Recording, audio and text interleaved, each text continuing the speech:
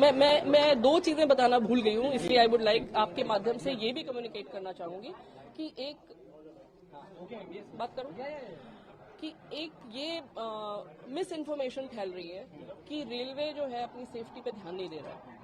Railway जो है वो सिर्फ वंदे भारत चलाने की कोशिश कर रहा है या कोई स्टेशन की फैसिलिटीज इंप्रूव करने में कोशिश कर रहा है और सेफ्टी को निगलेक्ट कर रहा है।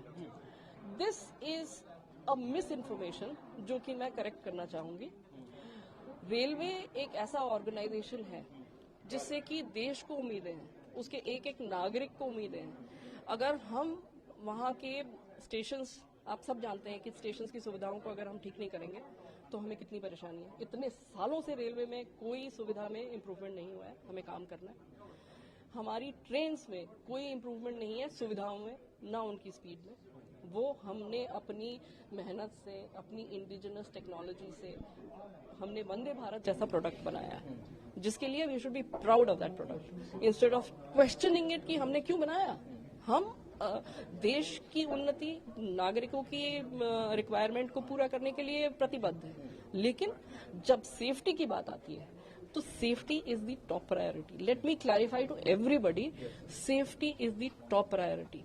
And it is not that ki Indian Railways is equipped only to either manufacture Vande Bharat or to improve their stations or to take care of the safety. Let me assure you, it's a huge organization and we are capable of taking everything simultaneously. So while we are improving our stations, we are making them world class. While we are improving our Vande Bharat trains and improving them and making them world class, we are introducing travel experiences which are world class. We are also ensuring that the safety on Indian Railways is improving. And let me share a data with you. If you, the number of trains that we run every day on Indian Railways is roughly 18,000 trains per day. अगर आप coaching trains, passenger trains और goods train सब जोड़ लें, 18,000 से ज्यादा गाड़ी हम चलाते हैं हर दिन। उसमें कितनी गाड़ियां क्षतिग्रस्त होती हैं, वो है आंकड़ा जो आपको देखने की जरूरत है। वो आंकड़ा हम आपसे शेयर करेंगे। वो आपको एक्सीडेंट का डेटा ये देख के कैलकुलेट करना चाहिए कि रेलवे की एक्सीडेंट का रिकॉर्ड क्या है, कि पिछले 10 साल क्या 20 साल का आप रिकॉर्ड ले लीजिए, पिछले 20 साल से प्रोग्रेसिवली सेफ्टी कैसे इंप्रूव हुई है, पर ट्रेन किलोमीटर एक्सीडेंट्स कितने घटे हैं। आप सिर्फ ये डेटा ले लीजिए। ओके मैम, प्राइमा फेसी जो सिग्नल की बात हो रही है और जो सीआरएस की आप बात कर रही हैं उसको थोड़ा सा एक्सप्लेन कर दीजिए, क्या आप रेलवे फर्दर क्या इंक्वायरी करेंगे? देखिए, हमारे यहाँ highest court of inquiry is the commissioner of railway safety. They are doing the inquiry, the CRS is there, he is station there, he is doing the inquiry. That is the final court of inquiry for us, वो supreme court है हमारा, और उसमें inquiry चल रही है। Prima facie हम सबको पता है कि क्या हो सकता था, क्या हुआ है, प्रोबेबली क्या हुआ है, लेकिन ये एक प्रॉपर इंक्वायरी चल रही है जो कि एक लीगल प्रोसीजर है। एंड एक सब्जुडिस केस में we are not at a liberty to share the witnesses comments, the evidence, anything that can influence the inquiry adversely.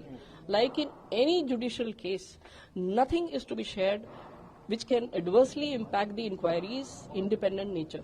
That is why अगर आप जानेंगे कि जो कमिश्नर ऑफ रेलवे सेफ्टी है वो मिनिस्ट्री ऑफ रेलवेज के नीचे भी नहीं है, वो मिनिस्ट्री ऑफ एविएशन में है। He is not reporting to the railway ministry. That is why he is an independent person.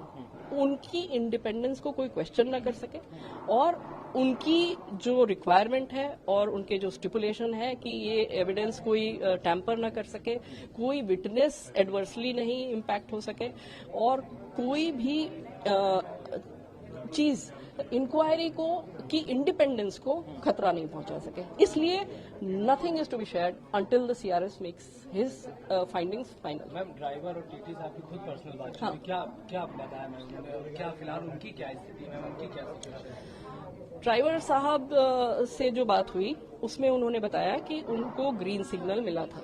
तो एक ये चीज जो बीच बीच में लोग कहते हैं कि सिग्नल लाल था उसके बावजूद वो चले गए, वो सो गए थे, ये वो, तो लेट मी क्लैरिफाई, हमारा स्टाफ जो है वो लिटरली अपनी जान को हथेली पे रख के सारे पैसेंजर्स की जान को साथ में लेके जाता है अपनी जिम्मेदारी के साथ। उसने लाल पे सिग्नल नहीं पास किया, ना उसने ओवर स्पीडिंग की।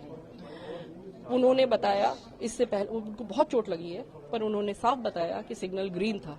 और ये कि सिग्नल ग्रीन था, ये हमारा जो डेटा का रिकॉर्ड है, जो कि एकदम फाइनल रिकॉर्ड रहता है, एंड अगेन वो सील्ड रिकॉर्ड है, क्योंकि वो भी एक पार्ट है इंक्वायरी का।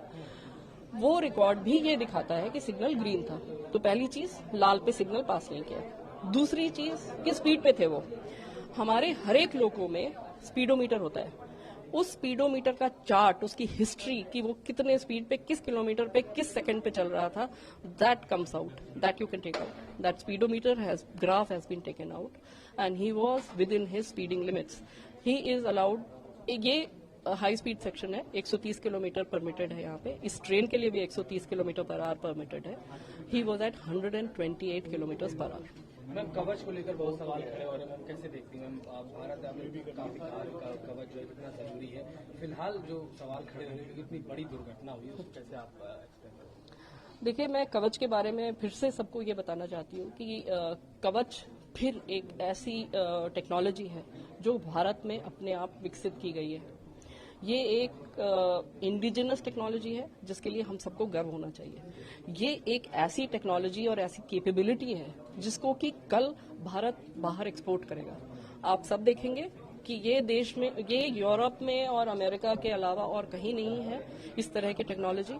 ये हमने उनके आधे दाम पे डेवलप की है और कल को हमारी कैपेबिलिटी ऐसी हो जाएगी कि हम ये बाहर के देशों को निर्यात कर सकेंगे।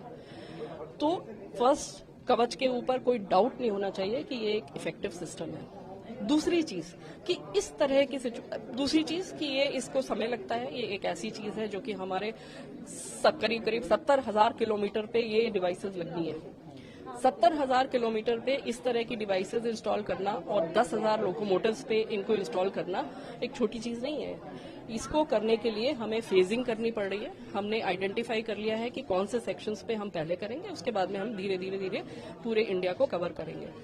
इसका पूरा प्लान बन चुका है, इसका सारा पैसा सैंक्शनड है और ये काम शुरू हो चुका है। तो वो सारा टाइमलाइन के साथ काम शुरू हो गया है, पर everybody needs to understand that it can not happen overnight. आप 70,000 किलोमीटर पूरे भारत की बात कर रहे हैं, but it will happen. The money has been sanctioned and that kind of technology production is being done in house to ensure कि ये हमारी जो टेक्नोलॉजी है वो हमारी रेल यात्रा को सेफ बना सके।